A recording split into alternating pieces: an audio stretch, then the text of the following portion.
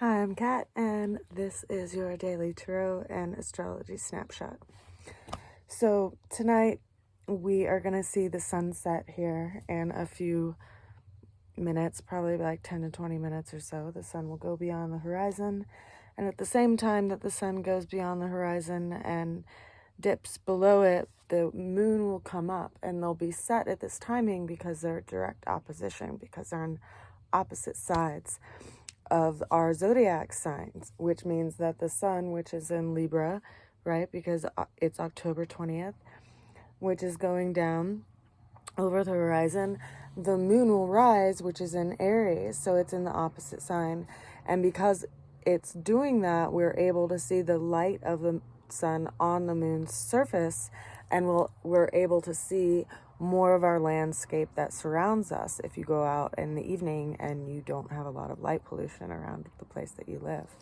Now, that happens in an inward way as well, because what is reflected outwardly underneath the surface is also reflected inwardly underneath the surface. And so we often see in times of full moons more sporadic behavior and more intense behavior, and police officers will report of more calls into their dispatch and more calls into the hospital and things of that nature. So there's a lot more activity as not only the waters rise and fall to their greatest heights and depths during the time of the full moon, but our emotional landscapes also have these climatic rises and falls within us. And so interactions can be really intense with one another, especially because we have the sun, which is in Libra, which is in the sign of relationship, and the moon, which is in Aries, which is in this sign of identity and sense of self. And so we have this pull of these two different energetics. And also keep in mind that we have the sun is in conjunction with the planet of Mars. So we have this kind of call to action in the realm of relationship in our lives as well. And these two energies are in a square relationship with the planet of Pluto, which just started going direct, which is in Capricorn, which has been affecting us on a global scale. So we have this T-square happening right now. So it's a pretty intense time in regards to a full moon. And the first card that we have for today is the Eight of Swords. Now, the Eight of Swords is a card that is reminding us that while we may feel kind of stuck in a situation, and I say that because it's the Eight of Swords, and so there's some idea or something that we are really identified with in our mind that feels kind of imprisoning, and it's keeping us from being able to act and interact with the world around us because it's where we have our sense of focus and we feel imprisoned by it. And yet this card is reminding us that this too will shift in time, and to just go inwardly and feel what this situation is, and where it's landing inside of you, and where it can give you direction from there, because things do shift and these swords do fall. The way that we see things can shift often. And the dawn is coming, greater things and new lights are coming onto the situation. So to not feel like everything is permanent, because things are actually quite impermanent in the real realm of things. Now, the challenge that we have for today that's showing up is the Chariot or the Charioteer.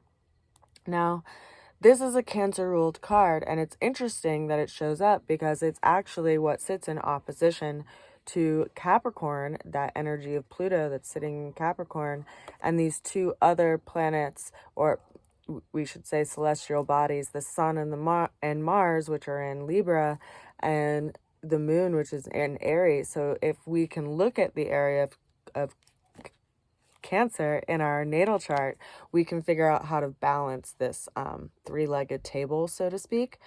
But the Charioteer is all about what calls us and where we feel called to go into a new direction, and if it is balanced in the realm of like our senses, and where our senses are pulling us into a situation, and where our mind tells us we need to go into a situation. So which of these factors do we listen to, and what is our ultimate guiding post?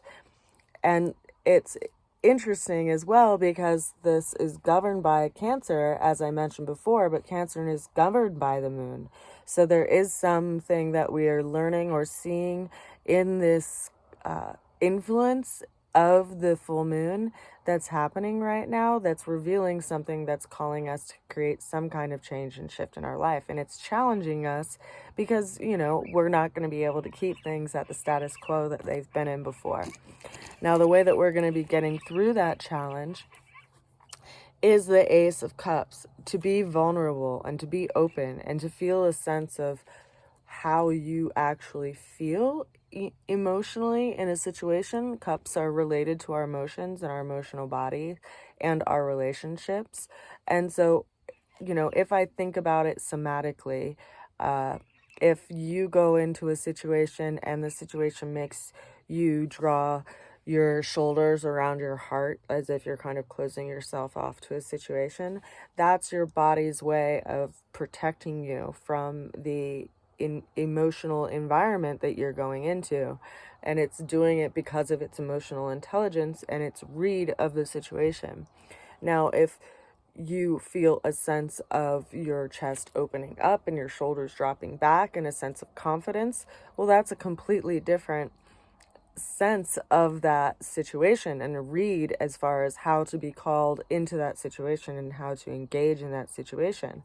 And this is reminding us, if we're moving into any situation that we're not really sure how to go into it, and we feel armored and we feel kind of reluctant and knowing how to move forward, to listen to our emotional sense of intelligence and let that be our guiding post.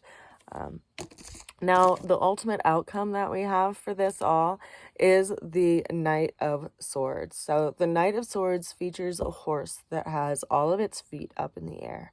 And swords are in relation to the element of air. And so it's referencing communications and ideas and things that are not yet known, things that can come in through other influences.